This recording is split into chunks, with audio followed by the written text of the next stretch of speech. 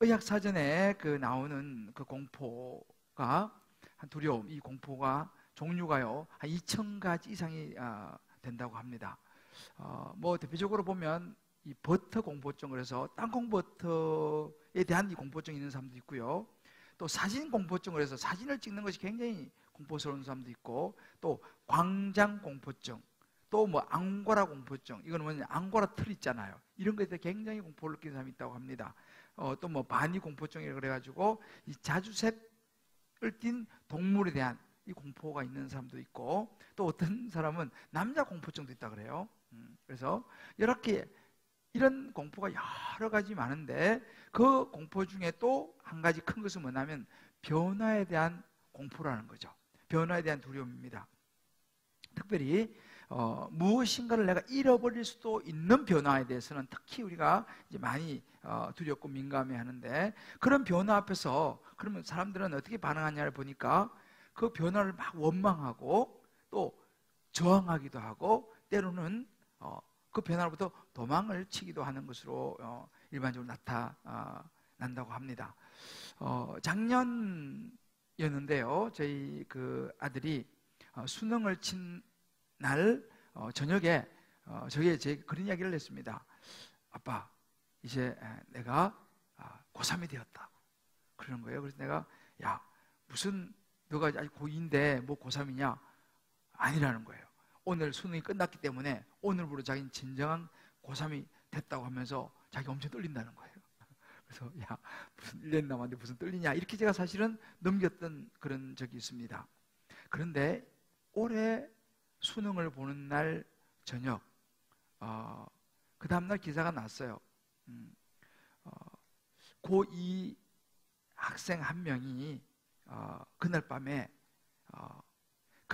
자기가 이제 고3이구나, 수능 끝났으니까 이제 내가 고3이 되었구나 라고 하는 그 마음의 압박감, 이 공포, 이것을 이기지 못하고 몸을 던져서 떨어지는 그런 사건이 기사화되어서 나온 것을 보았습니다. 원인이 뭐냐고 보니까 그 고3이 되었다는 것에 대한 이 압박감을 견디지를 못한 결과다, 그런 것을 보았습니다.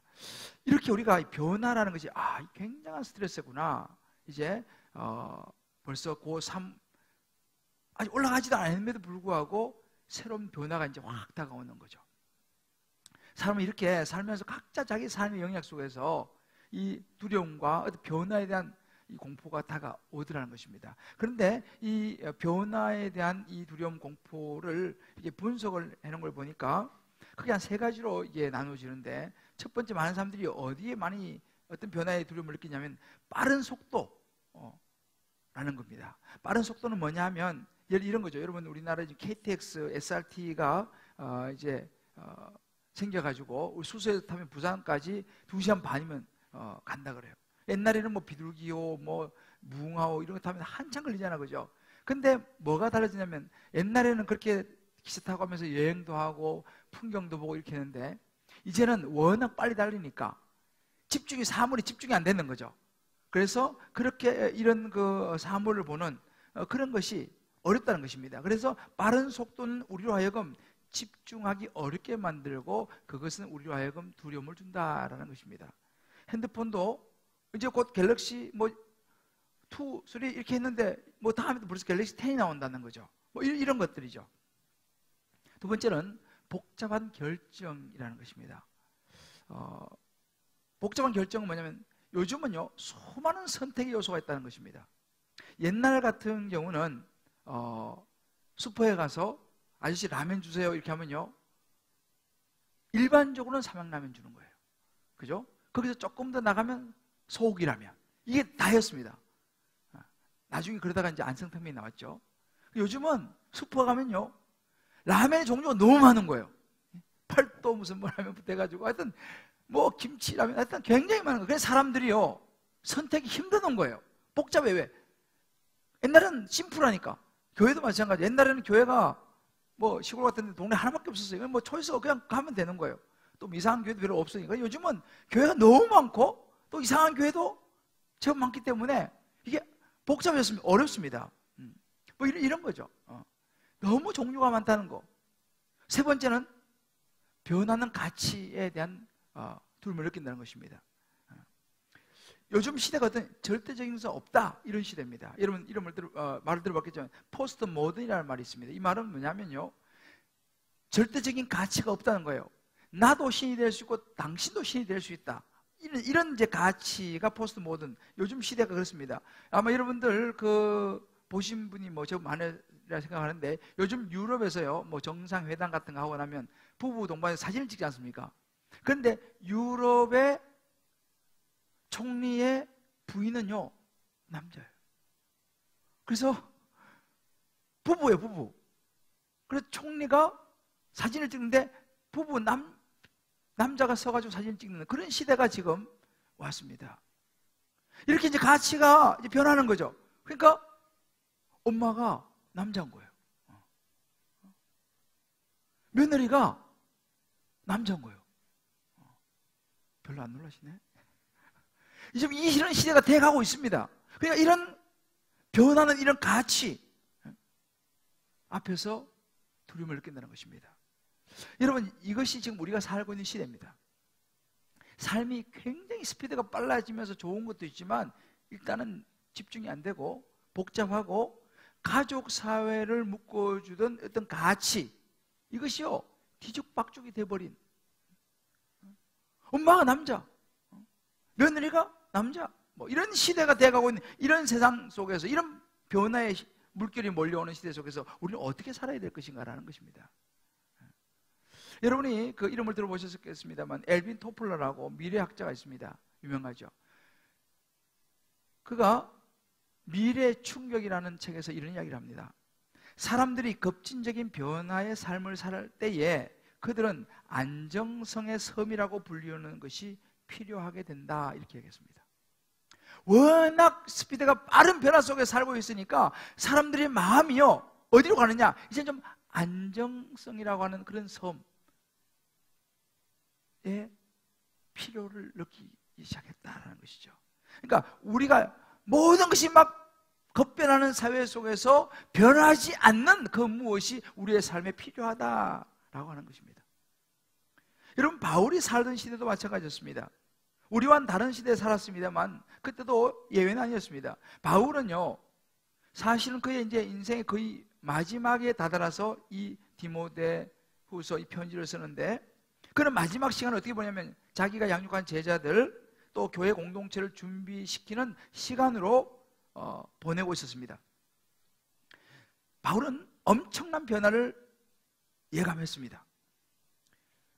지금 자기도 박해와 고난을 많이 겪었지만 앞으로 자기가 떠난 이후에 로마의 박해는 더 심해질 것이고, 그러려면 신앙생활하는 사람들이 얼마나 힘이 될 것인가, 교회 공동체가 얼마나 힘이 될 것인가를 직감을 하면서 남겨지는 영적인 아들 디모데에게 편지를 써서 보내고, 또 교회 공동체에게 편지를 써서 보내는 것이 오늘 이 본문의 부분입니다. 그래서 준비시키기 원했습니다. 그래서 당시 이 상황을 한마디로 쉽게 말해주는 구절이 뭐냐면 디모데후서 3장 12절인데요. 무릇 그리스도 예수 안에서 경건하게 살고자 하는 자는 박해를 받으리라 그랬습니다. 우리로 말하면 예수 잘 믿으면서 한번 살아봐야겠다라고 생각하는 사람들은요 어려움을 많이 겪게 될 것이다 라고 이야기합니다. 악한 사람들과 속이는 사람들은 더욱 악하여져서 속이기도 하고 속기도 할 것이다 라고 하는 것입니다. 많은 속이는 일들이 생겨날 것이고, 그래도 또 자기도 속기도 하고, 그런 격동과 변화의 시대 속에 살아가게 될 영적 아들 디모데와 교회 공동체에게 바울은 이렇게 당부하면서 준비를 시킵니다. 오늘 14절을 보면 그런 시대가 오는데, 그런 변화가 예측 못할 시대가 올 텐데, 그러나 디모데야 너는 배우고 확실한 일에 거해야 된다. 너는 내가 누구한테 배운 것을 내가 알고 있다라고 말합니다. 바울이 오늘까지 힘든 인생을 헤쳐오면서 바울도 참 많은 고난과 핍박을 받았지 않습니까? 그런데 바울은 끝까지 믿음을 지킬 수 있었어요. 오늘 그 비결을 디모데에게 전수를 해주는 것입니다.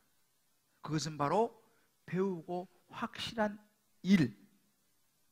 디모데, 너가 어려서부터 배우고 확실한 일, 하나님의 말씀, 성경, 그 성경을 붙잡는 것이 내가 지금까지 믿음을 끝까지 지켜올 수 있었던 비결이었다라고 이야기해 주고 있는 대목입니다. 그러면서 그 성경 안에 있는 예수 그리스도 안에 있는 믿음으로 말미암는 확실한 구원, 영원한 생명을 얻는 이 구원이 성경 속에 있다라고 하는 것을 분명히 디모데에게 이야기해주고 교회 공동체에 이야기해주고 있습니다. 자, 그러면 사실은 지금 우리가 사는 시대와 그 바울의 시대는 서로 다릅니다. 그러나 변화라고 하는 이 측면에서는 사실은 크게 다르지 않습니다. 물론 종류가 다르고 시대 여러 가지 이런 상황이 다르지만 변화가 몰려오는 것에 대해서는 사실은 동일하다는 사실이죠. 요즘같이 정말 변화가 밀려오는 이런 시대, 이제 2019년을 앞둔 저와 여러분, 어떤 마음을 준비하고 정말 이 변하는 시대 속에 휩쓸리지 않으려면 구원의 진리를 확실히 붙잡아야 하는데, 오늘 바울이 디모데에게 말한 배우고 확실한 일, 변치 않는 이 성경을 붙잡으라고 하는 이 음성 속에서 저와 여러분도 이 변하는 시대 속에서 변치 않는 그 하나님의 말씀, 그 하나님께서 말씀해 주시는 변치 않는 것을 오늘 잘 우리가 마음속에 새기고 2019년도를 준비하는 시간이 되셔서 2019년도에 어떤 상황, 변화, 환경이 우리에게 일어나더라도 능히 감당하고 이겨내고 승리할 수 있는 저와 여러분 모두가 되시기를 주님의 이름으로 축복합니다. 자, 그렇다면 우리가 이런 흔들리는 시대 속에서 변치 않는 것, 흔들리는 시대 속에서 우리가 붙잡아야 될 변치 않는 것이 무엇이겠습니까? 그 첫 번째가 하나님의 사랑입니다. 사람의 말이 아니라 어제 오늘 영원토록 변치 않으시는, 오늘 말씀 16절에 나오는 하나님의 감동으로 된, 사람이 쓴 게 아니에요. 사람이 말한 게 아닙니다. 하나님, 천지를 창조하신 하나님께서 친히 성령을 통해서 인간 저자를 감동시키셔서 친히 기록한 이 변함이 없는 이 하나님의 말씀, 성경이 우리에게 분명히 이야기해 주는 것이 뭐냐 하면, 예레미야 31장 3절 말씀 보면, 옛적에 여호와께서 나에게 나타나서 내가 영원한 사랑으로 너를 사랑하기에 인자함으로 너를 이끌었다 하였노라 그랬습니다. 예레미야 선지자가 알았습니다. 이스라엘이 참 힘든 시절 속에서 그는 눈물을 흘리며 살아야 했던 선지자였지만, 하나님께서 내가 영원한 사랑으로 너를 사랑한다라고 하는 음성을 듣고 전해주고 있다는 사실입니다. 하나님의 사랑은 변함이 없다는 것입니다. 여러분, 인간은요 상당히 조건적입니다.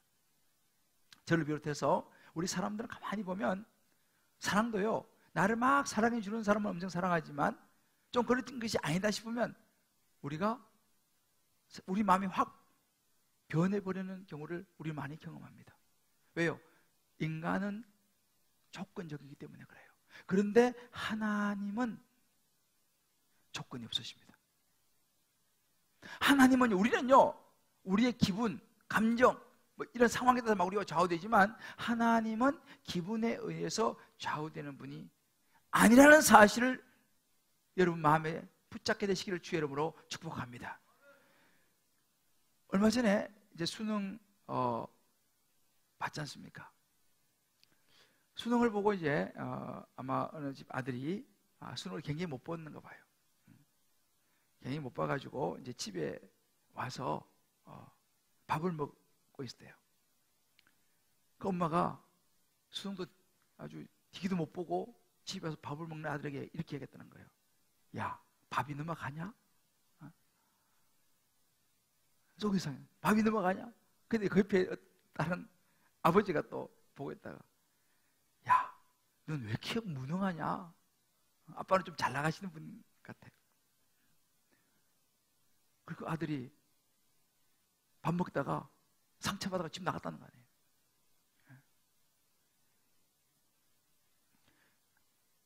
물론 저도 부모기 때문에 진짜 미워서 그랬겠습니까? 얼마나 속이 상하면 그냥 그렇게 이야기를 했겠어요. 우리 뭐 부모니까 심정을 이해하죠. 근데 만약에 그 아들이 시험을 잘 보고 왔다 그러면 어떻게 했을까요? 야, 뭐 먹고 싶은 거 없냐? 이렇게 나오지 않았겠어요? 좋아가지고 말마해. 이것이 우리 인간의 사랑인 것 같아요. 상황에 따라서 우리가 변할 수 있는 것, 이게 사람의 사랑은 변한다는 거죠. 막 뜨거웠다 금방 또 식었다가, 우리 결혼해가지고 가끔 그런 얘기 하지 않습니까? 아내들이 남편을 보고 당신 변했다고 말이지. 옛날에 안 그랬는데 변했다고. 또 남편은 또 아내를 해서 내가 보니까 당신이 변한 것 같다고 막 서로 변했다고 얘기하잖아요. 그죠? 또 남자친구 여자친구들도 보면 서로 막 변했다고 말을 해요. 근데 여러분, 사실은요 그런 이야기 할 거 없어요. 왜냐하면 그게 사람이에요. 변하는 게 사람이에요. 이상하게 생각할 것도 없어요. 사람은 변하게 돼 있어요. 저도 가끔씩 그래, 목사님 변한 것 같아요. 그럼요, 저도 사람이잖아요. 사람은요 완전하지 않습니다. 사람은 변하게 돼 있어요. 왜? 우리 안에 죄성이 있기 때문에, 죄인이기 때문에 우리는요 조건적일 수밖에 없는 거예요. 정말 사랑한다고 말하면서도 가장 큰 상처를 주는 사람이 사랑한다고 말하는 사람이에요. 엄청 사랑한다고 말해서 상처는 제일 많이 주는 거예요. 인간은요, 사람은요 일관적이 되지 못합니다. 다 일관성을 유지하면 얼마나 좋겠습니까? 우리 일관적이잖아요. 이럴 때는 더 이러겠다, 또 저럴 때는 또 이게 우리 사람이에요.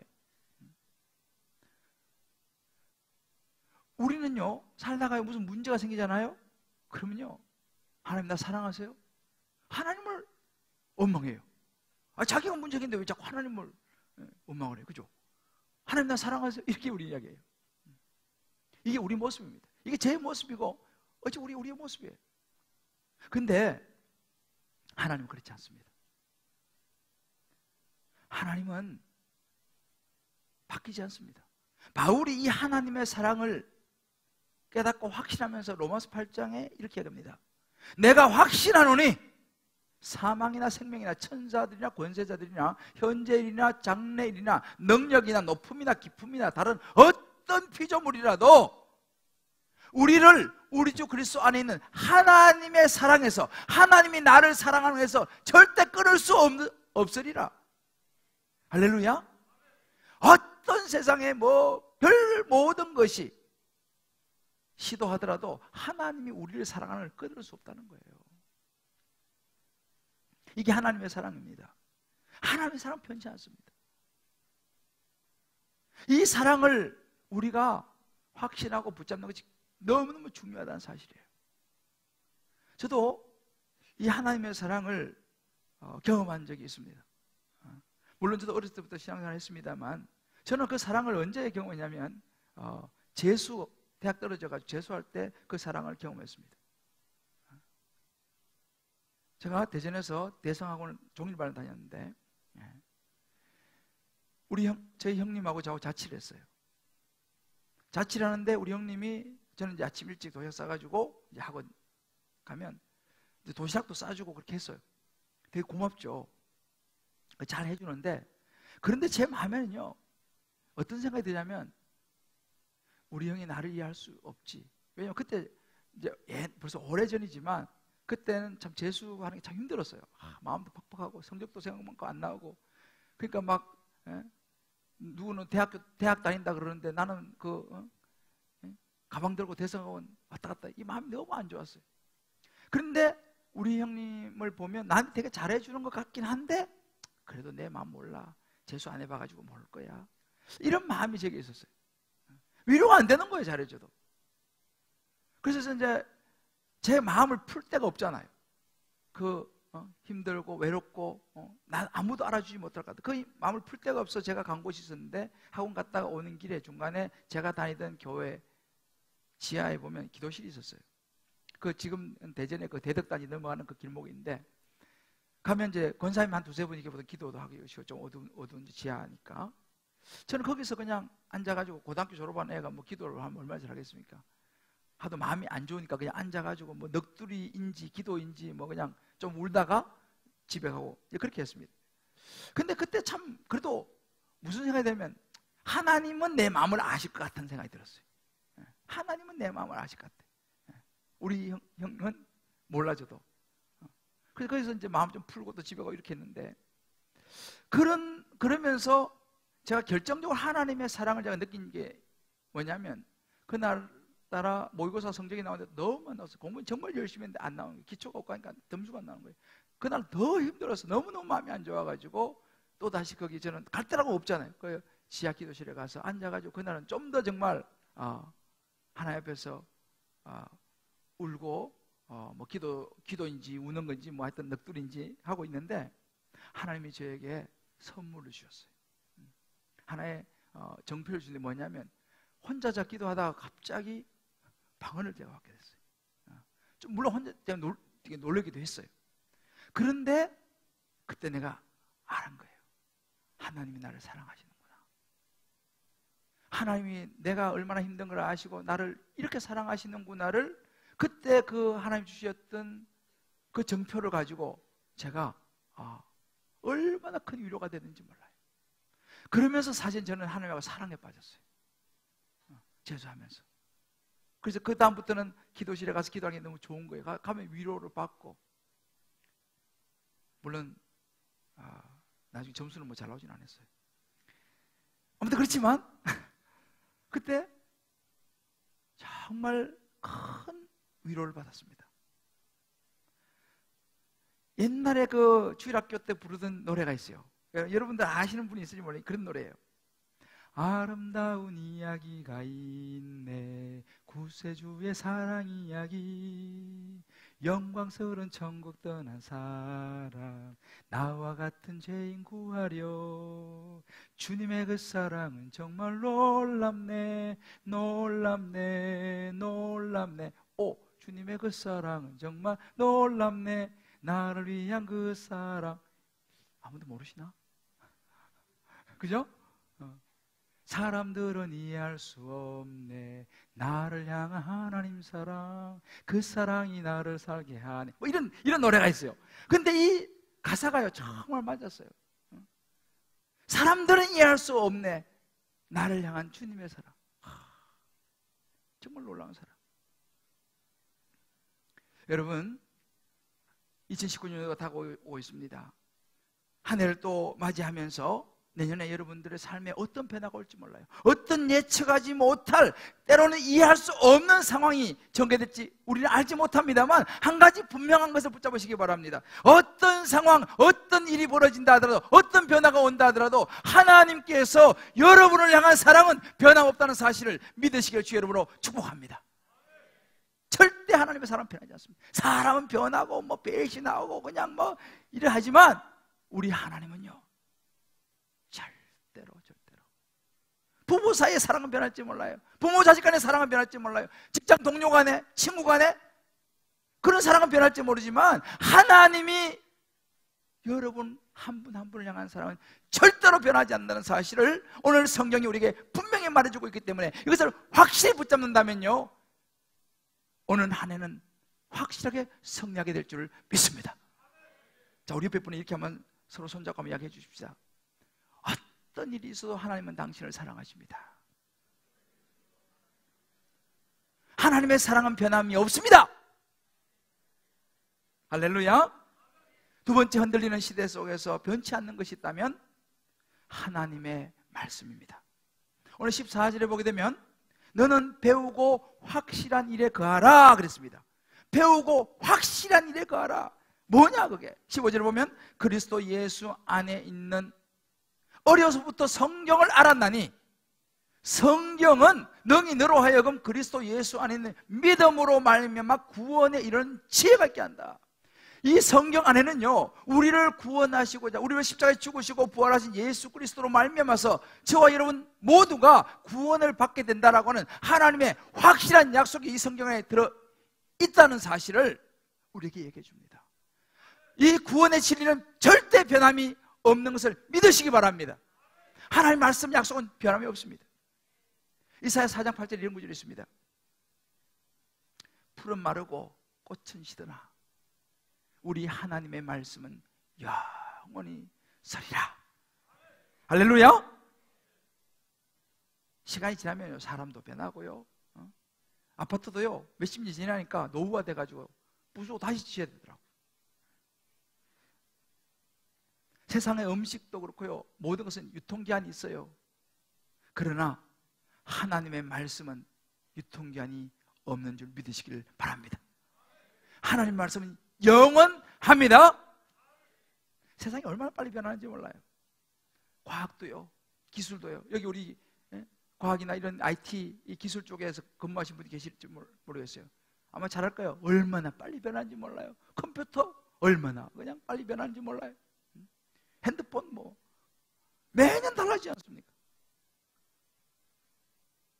제가 이 말씀 묵상에 옛날 생각이 났어요. 벌써 한 5, 6년 정도 전이었죠.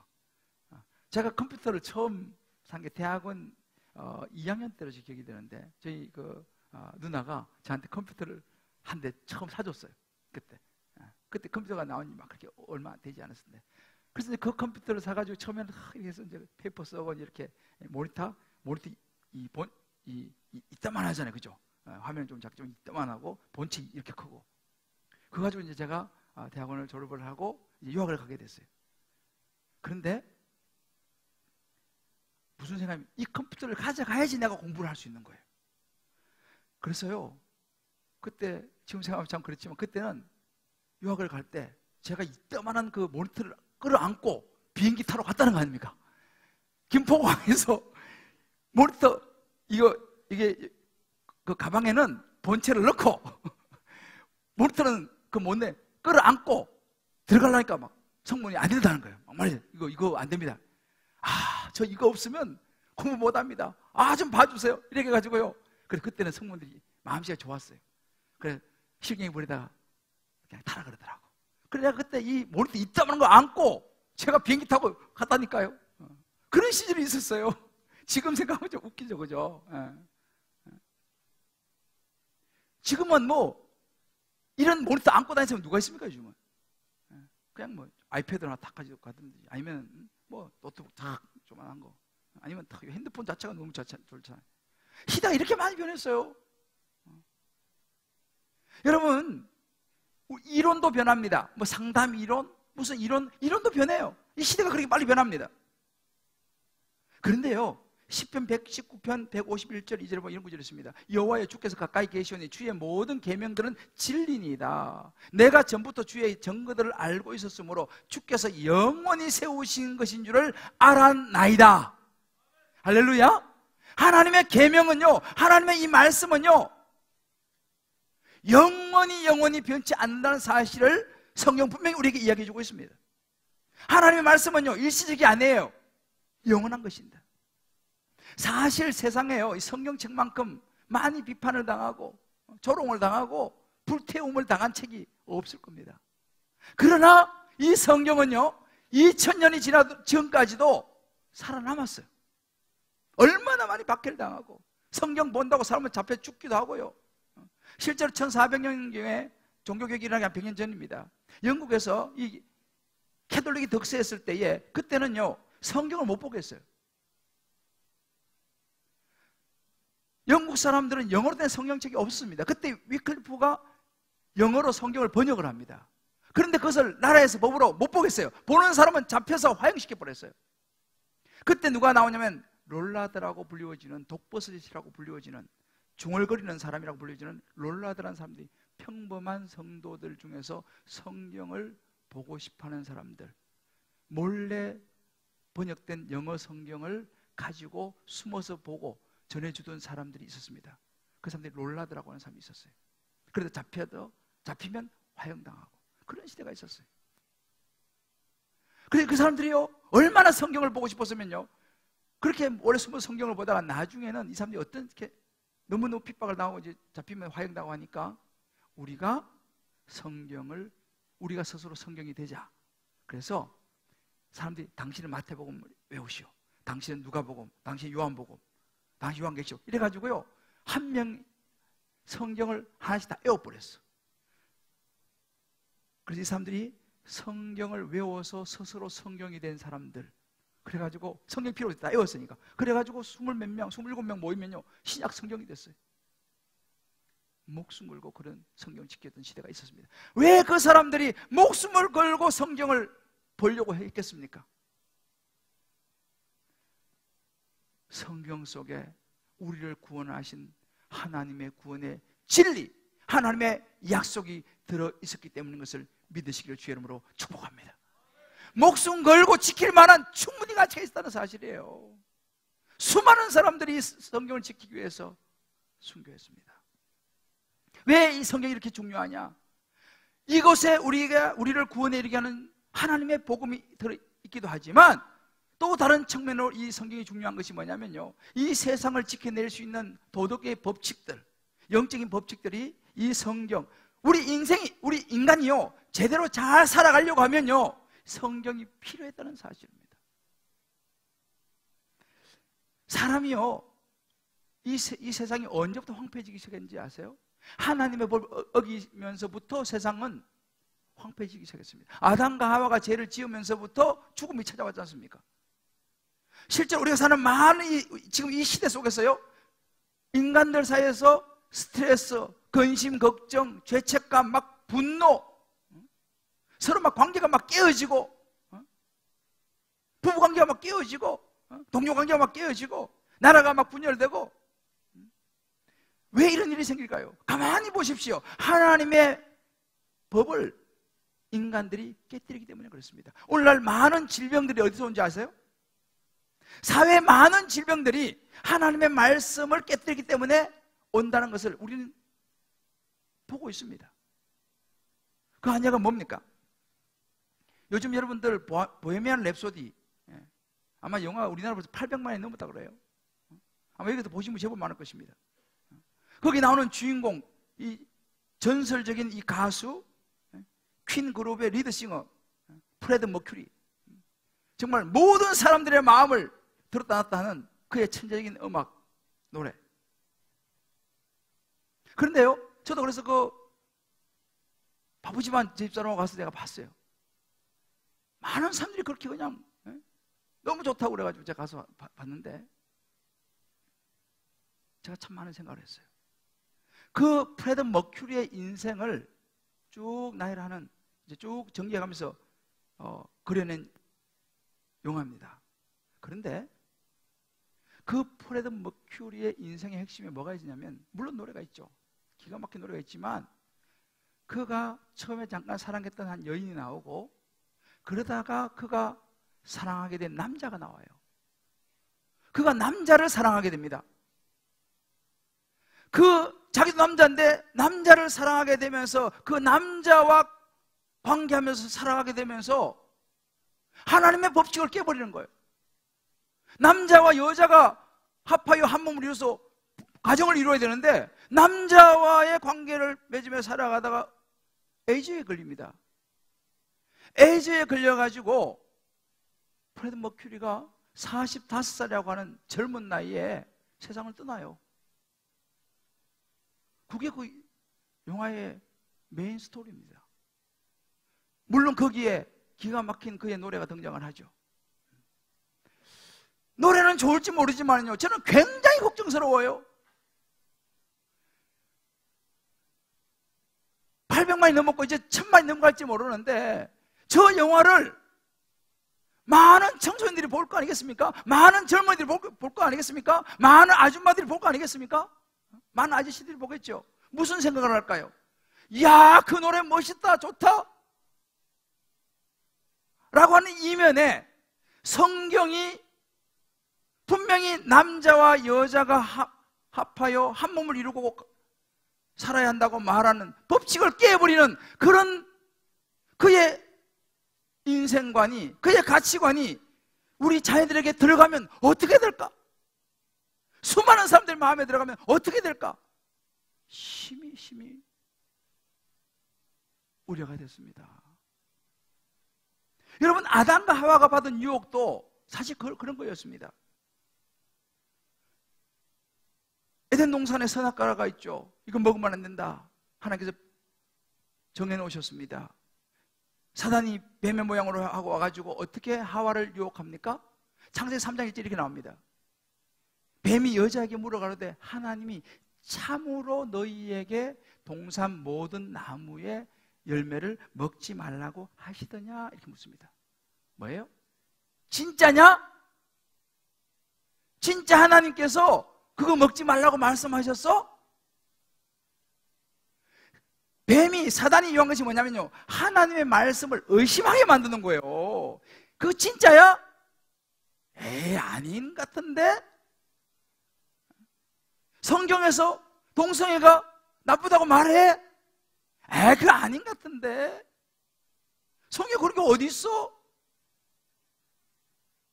하나님 말씀을 의심하게 만드는 거예요. 이것이 사단의 작전입니다.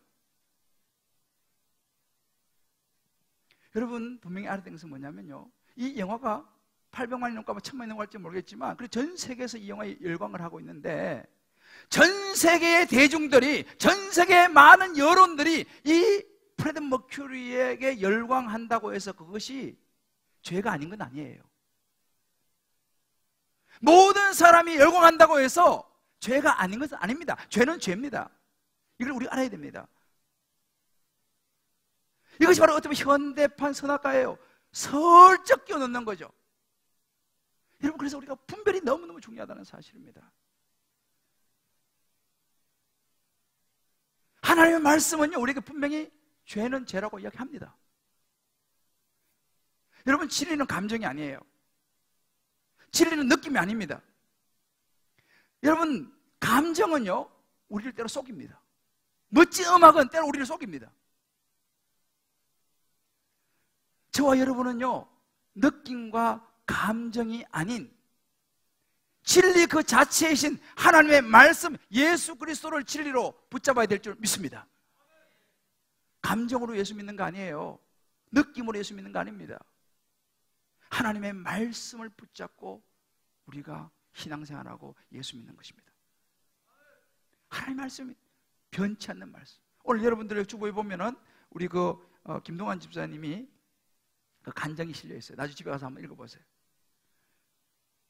거기에 이런 대목이 있잖아요. 저는 유년 시절부터 교회에 나가기 시작했지만 부모님과 떨어져 살게 되면서 중고등학교 시절부터 하나님을 떠나 살았고 신앙의 공백기를 거치면서 악하고 음란하게 살아오던 저를 하나님께서는 신실하게 믿는 가정의 자매와 결혼시켜 주시고 교회로 인도하셨습니다. 근데 여기서부터 하지만 교회를 다녔습니다. 하지만 말씀을 깊이 깨닫지 못하여 마음속에 말씀이 없었기 때문에 회칠한 무덤처럼 주일 하루와 나머지 6일은 다른 삶을 살아가는 썬데이 크리스찬이었습니다. 이럴 수 있다는 이야기예요. 그러다가 주님 기쁨의 교회로 오게 되고 제자훈련을 받고 사역훈련을 받게 되면서 말씀 묵상을 배우고 말씀을 묵상하게 되고 그 말씀이 나의 마음에 들어오면서 저의 일상생활 자체가 크게 변화할 수 있게 되었습니다 라는 고백을 합니다. 거기 보면 고민과 좌절, 술 취함, 방탕, 악한 행실, 이 모든 것들이 사라지기 시작하면서 온전함으로 회복되기 시작했습니다. 바로 말씀이었습니다. 지난번에 제가 이제 사역을 하면서 그런 이야기를 서로 주고받았습니다. 만약에 이 말씀을 만나지 못했다면, 만약에 이 말씀이 집사님 안에 들어오지 못했다면 자기가 여기 와서 앉아 있을까? 아마도 어려울 것이라는 거죠. 바울을 끝까지 지킨 것도 예수님이 40일 동안 금식하고 나서요, 사단한테요 유혹을 받았어요. 예수님도. 그때 예수님이 뭐예요? 성경이 가라사대 하나님 말씀이 이렇게 이야기했다. 말씀으로 그를 물리칩니다. 저와 여러분 마찬가지예요. 이제 새해가 다가오는데 어떤 일이 날지 아무도 알지 못하지만 어떤 변화, 어떤 상황 속에 있다 하더라도 변치 않는 하나님의 약속의 말씀을 굳세게 붙잡고 나아가시기를 주의 이름으로 축복합니다. 말씀을 붙잡으셔야 돼요, 여러분들이. 그래서 우리가 다락방에도 나가셔야 되고, 그래서 우리가 무슨 신구약 파노라마 또 수요 예배의 자리, 말씀 있는 자리 자꾸 나가야 됩니다. 왜? 변하지 않는 말씀을 붙잡아야 되거든요. 그 말씀이 내 안에 들어와야 되거든요. 할렐루야. 말씀의 자리를 찾아가시기를 주의 이름으로 축복합니다. 마지막으로 흔들린 시대에 변치 않는 것은 나를 향한 하나님의 계획입니다. 17절 보면 이는 하나님의 사람을 온전하게 하며 모든 선한 일을 행할 능력을 갖추게 하려 함이라 그랬습니다. 여러분, 성경은요, 우리를 향한 하나님의 계획이 변함이 없다는 것을 분명히 우리에게 보여줍니다. 우리를 온전하게 세워서 하나님의 선을 이룰 수 있도록 하는 것이 하나님의 계획이에요. 확실한 것을 얘기해 줍니다. 사무엘상 15장 29절 이런 구절이 있습니다. 이스라엘의 지존자는 거짓이나 변개함이 없으시니 그는 사람이 아니심으로 결코 변개하지 않으심이니이다. 하나님은 우리하고 달라서요, 마음이 변하지 않아요. 하나님 우리를 향한 계획을 세워놓았어요. 우리가 이 땅에 태어나기 전부터 우리 향한 계획을 세워놓으셨어요. 이 계획은 변치 않습니다. 근데 우리는 계획이 자꾸 바뀌어요. 계획을 막 세워놔도 우리 내일을 모르지 않습니까? 근데 때로 계획만 엄청 세우지 실행에 옮기질 잘 못해. 왜요? 옮기려고 하면 돈이 없어. 때로는 시간이 없어. 때로는 지식이 없어. 때로는 기회가 안 주어져. 때로는 힘이 없어요. 우리가 그렇다니까. 우리는 그래서 계획을 많이 세우지만 잘 실행을 못하는 때가 많습니다. 하나님은 그렇지 않습니다. 하나님은요, 전지전능하시고 못하시는 것이 없는 분이라는 사실을 믿으시기를 바랍니다. 하나님은 계획 세우면 그대로 간다는 거예요. 문제는 뭐냐? 우리가 그 하나님의 계획을 무시하고 안 따르는 거예요. 내가 내 생각대로 그냥 살아버리고 교만하고 내 욕심대로 가버리고 불순종하고 게으르고, 그럼 어떻게 했냐? 하나님의 목적을, 하나님의 계획을 놓칠 수 있다는 사실입니다. 이거 비극이죠. 하나님은요, 우리를 향한 좋은 계획을 가지고 있지만 강요하지 않습니다.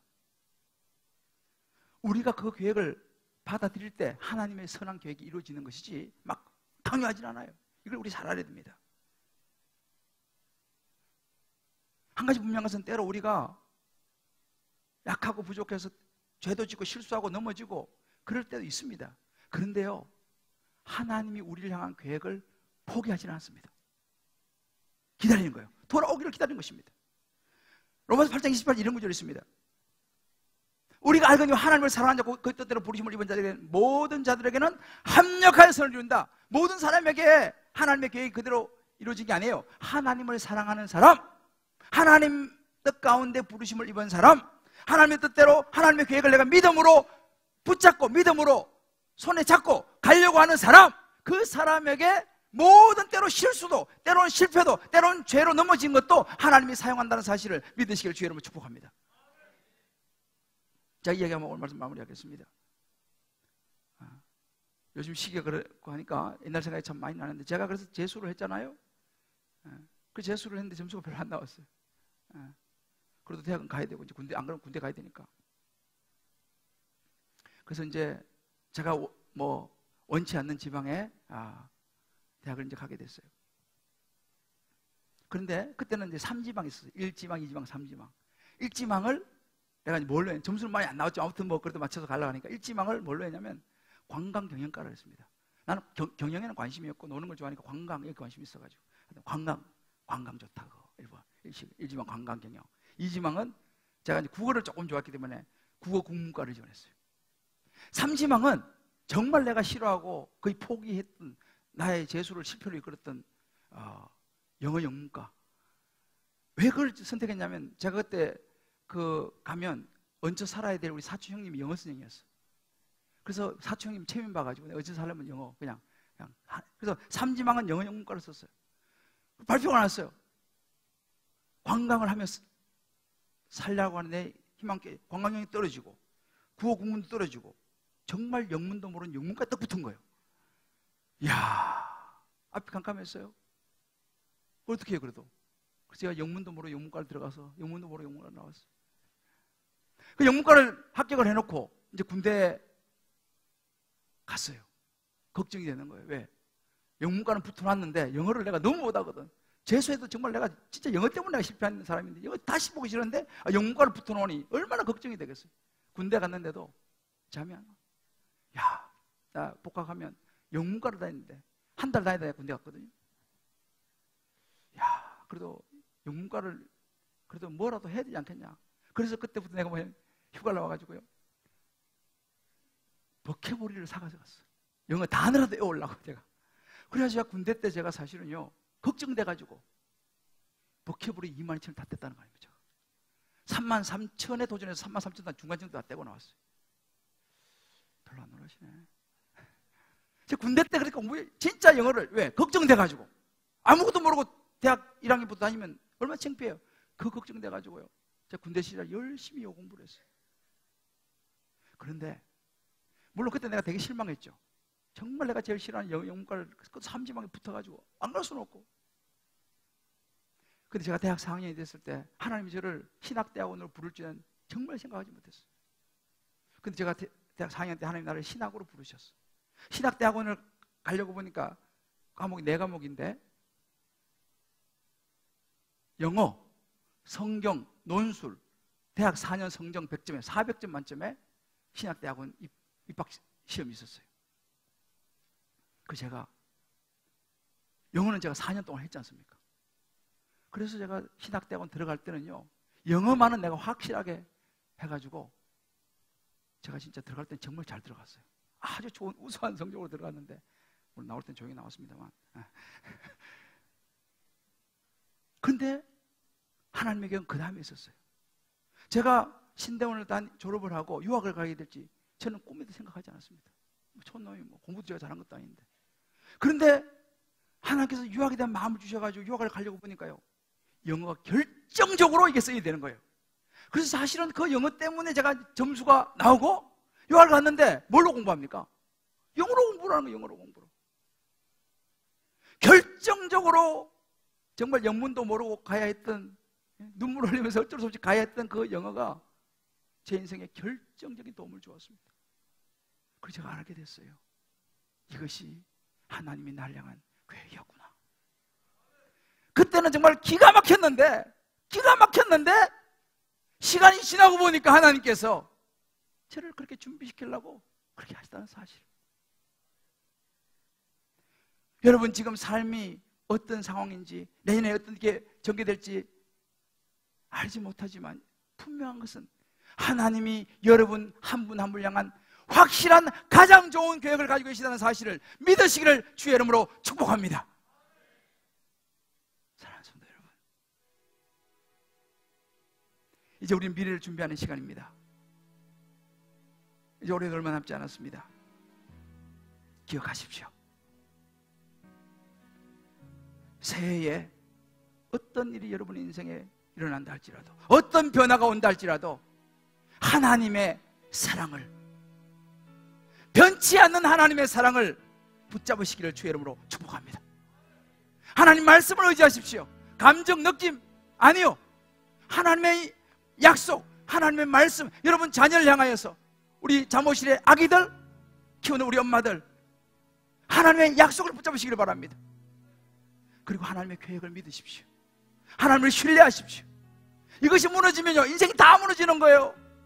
교회 아무리 다녀도요 이것이 무너지고 헷갈리면요 무슨 톡 터지면 하나님 왜 도대체 나한테 왜 이러세요? 헷갈려요 인생이요.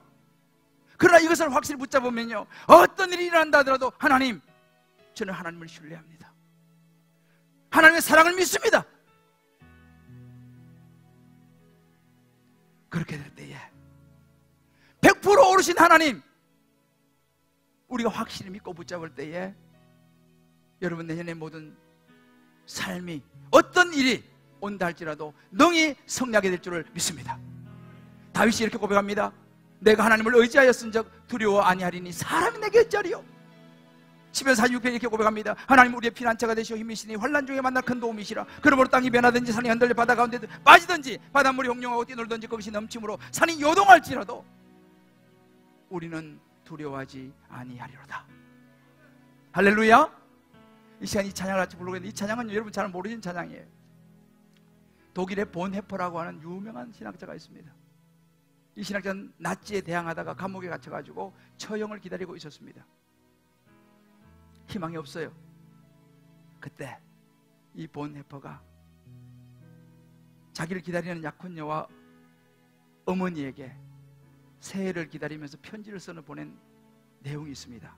본 구텐 머시텐이라는 선한 능력으로라고 하는 이 제목인데, 그때 그 희망이 없는 중에도 버티면서 하나님의 선한 능력, 힘이 나를 감싸니 믿음으로 일어날 일을 기대합니다 라고 하는 내용을 써서 보냈는데, 그 내용을 가지고 이 곡을 만들고 가사를 붙였습니다. 잘 모르는 찬양이지만 한번 여러분 들어보시면 같이 한번 따라하면서 가사를 통해서 오늘 이 말씀을 여러분 마음에 새기시게 되기를 주의 이름으로 축복합니다. 선한 능력으로 그 선한 힘에, 그 선한 힘에 고요히 감사하여 그 놀라운 평화를 누리며 나 그대들과 함께 걸어가네. 나 그대들과 한 해를 여네. 지나간 허물이 어둠의 날들이 무겁게 내 영혼을 짓눌러도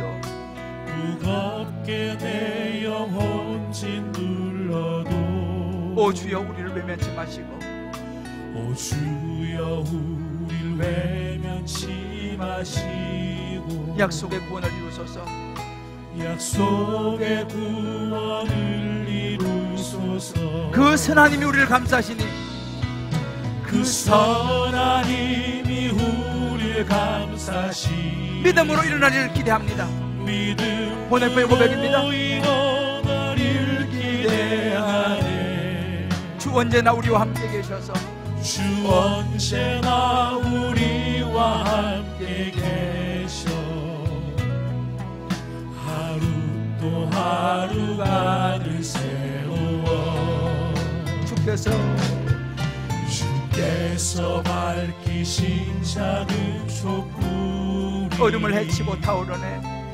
어둠을 헤치고 타오르네. 그 빛에 우리 모두 하나 되어 그 빛에 우린 모두 하나 되어 온누리에 비추게 하소서. 그렇습니다. 그 선하님이 우리를 감싸시니 하나님의 능력이 우리를 감싸시니 믿음으로 일어날 일 기대하네. 주 언제나 우리와 함께 계셔 하루 또 하루가 늘 새로워. 이 고요함이 깊이 번져갈 때 고요함이 깊이 번져갈 때 저 가슴 벅찬 노래 들리네. 저 가슴 벅찬 노래 들리네. 다시 하나 되게 하소서. 다시 하나가 되게 이끄소서. 당신의 빛이 빛나는 이 밤, 당신의 빛이 빛나는 이 밤. 그렇습니다. 그 선하님이 우리를 감싸시니 믿음으로 일어날 일 기대하네. 주 언제나 우리와 함께 계셔 하루 또 하루가 늘 새로워. 우리 같이 그 선하님이 우리 감싸신 그 선하님이 우리를 감싸시니 믿음으로 일어나 기대하는 거요. 기대하네. 주 언제나 우리와 함께 계셔. 주 언제나 우리와 함께 계셔 하루 또 하루가 늘 새로워. 우리 조용히 눈을 감고 마음껏 한번 기도했으면 좋겠습니다. 우리 내일을 알지 못합니다. 어떤 일이 일어날지 우리는 알 수 없습니다. 그러나 우리는 확실히 압니다. 어떤 상황에서도 우리를 향한 하나님의 사랑이 멈추지 않으심을 믿습니다. 하나님 말씀이 항상 옳다는 것을 때로는 이해되어지지 않더라도 사람들은 때로 거짓말하고 우리를 배반하고 오해하고 나쁜 말하고 할지라도 우리 하나님은 반드시 진리만을, 옳은 것만을 말씀하시는 분이라는 사실을 저와 여러분 믿으시기를 바랍니다. 하나님이 분명한 계획을 가지고 계십니다. 여러분 자녀를 향하여 가장 좋은 계획을 가지고 계신 것을 믿으시기 바랍니다. 여러분의 인생과 사업과 직장과 건강과 모든 것을 향한 선한 계획을 가지고 계시다는 사실을 믿으시기를 바랍니다. 그 하나님을 우리 한번 부르면서 같이 한번 이 시간 기도하겠습니다. 주여 아버지 그 선하니 하나님 아버지를 원합니다. 오 하나님 아버지 역사에 원합니다. 오 하나님의 도와주기를 원합니다. 안목을 우리에게 허락하여 주시고 주님께서 부어주신 것 하나님 아버지 하나님의 도우시 없으시고 원수들을 비게 하여 주옵소서. 아버지 오 하나님 아버지 역사하여 주옵소서. 주님이 하실 줄 믿습니다. 어떤 순간에도 하나님 우리를 사랑하신 것을 주여 놓치지 않게 도와주시옵소서. 하나님 아버지 하나님 아버지 하나님 말씀 진리를 놓치지 않게 도와주시옵소서. 세상에 물들지 않게 도와주시옵소서. 아무리 세월이 많이 지나가도 변치 않은 하나님 말씀 못하게 도와주시기 원합니다. 하나님 우리 말씀을 향한 선하심을 하나님 우리 원합니다. 하나님 우리를 지키시 행동하시옵소서. 오 하나님 도시고 하나님 하늘을 믿음으로 하나님의 도시고 세계를 기대하며 하나님께 그 선하신 주옵소서. 주님의 은혜를 기대합니다. 주님의 말씀을 기대하고 나갑니다. 우리와 함께 기대합니다. 아버지의 영주가 허락하여 주옵소서. 하나님 그렇습니다. 아버지여 깨어있게 해주시고 한 번 더 엎드리게 해주시고 새롭게 울게 해주시고 말씀 가운데 하나님 그렇습니다. 역사하여 도와주게 하여 주시옵소서. 아버지 역사하여 하나님을 원합니다. 기대합니다. 기대하는 마음을 우리에게 허락하여 주옵소서. 하나님 아버지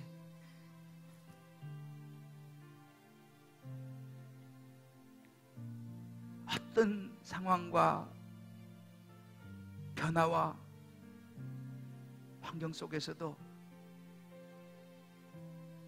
사람은 때로 우리를 향한 마음이 변할지라도 사랑이 변할지라도 하나님은 우리를 향한 사랑이 변하지 않은 것을 믿습니다. 세상이 다 변하여도 하나님의 약속, 진리의 말씀, 우리를 구원하신 구원의 역사가 변하지 않음을 믿습니다. 하나님 아버지, 과연 내가 이것을 할 수 있을까? 불안과 두려움과 염려가 몰려오지만 그러나 하나님 우리를 향하신 가장 선한 뜻이 반드시 이루어지리라는 것을 믿습니다. 이 믿음을 붙잡고 하나님 아버지 주가 하나님 되심을 선포하고 어떤 힘든 세상의 일 속에서도 타협하지 아니하고 내일 믿음의 선한 길들을 준비하는 우리들의 시간들이 될 수 있도록 인도하여 주옵소서. 감사하며 예수님 이름으로 기도합니다. 아멘. 우리 다 자리에 일어나면서 우리 서로 이렇게 축복합시다. 변화를 두려워하지 마세요. 하나님은 변하지 않습니다. 한번 손을 한번 잡아주고 이렇게 얘기해 주세요. 하나님의 사랑은 변함이 없습니다. 할렐루야.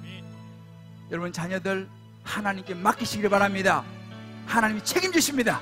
믿습니까? 너희는 가만히 있어 주가 하나님 될 때 우리 한번 찬양하고 축도하겠습니다. 우리 사무실도 함께 찬양합시다. 너희는 가만히 있어 주가 하나님 되면 주가 하나님 내 말지어다 열방을 주가 높임을 받으리라. 하나님 우리의 피난처가 되십니다. 하나님은 우리의 피난처가 되십니다. 피난처가 되시며 환난 중에 우리의 힘과 도움이십니다.